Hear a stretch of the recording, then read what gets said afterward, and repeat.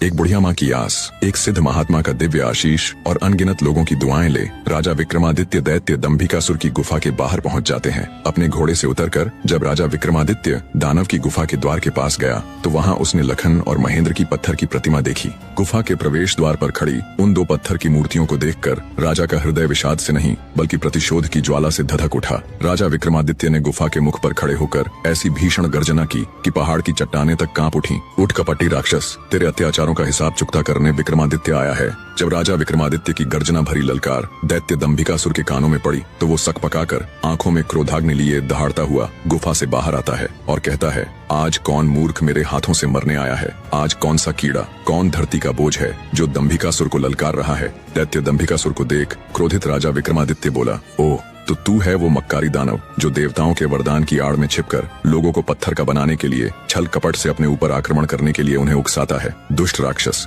क्या मिला तुझे ऐसा करके? पर अब और नहीं, तेरे पाप का घड़ा भर चुका है, तेरा अंत अब ज्यादा दूर नहीं। राजा विक्रमादित्य की आत्मविश्वास भरी बातें सुन दंभिकासुर थोड़ा सक पकाया। राजा विक्रमादित्य बोले, पूछ पापी राक्षस, कौन से हैं तेरे वो 7 सवाल? मैं जवाब देने के लिए तैयार हूँ। राजा विक्रमादित्य की बात सुन दैत्य दंभिकासुर बोला, ओ तो अब तू मेरे सवालों का जवाब देगा कीड़े?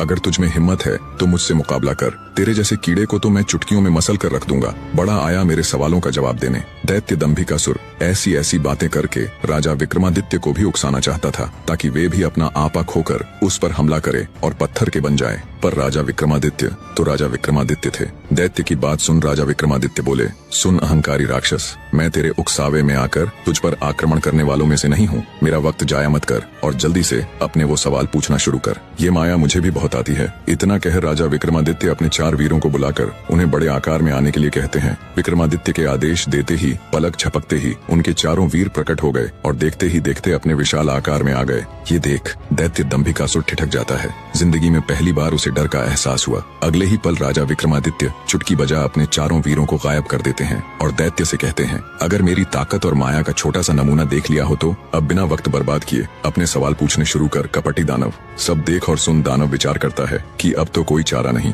ये मेरे बहकावे में आने वाला नहीं है। वो अपनी गुत्थी सुनाना शुरू करता है। तो सुनो राजा, बने रहे।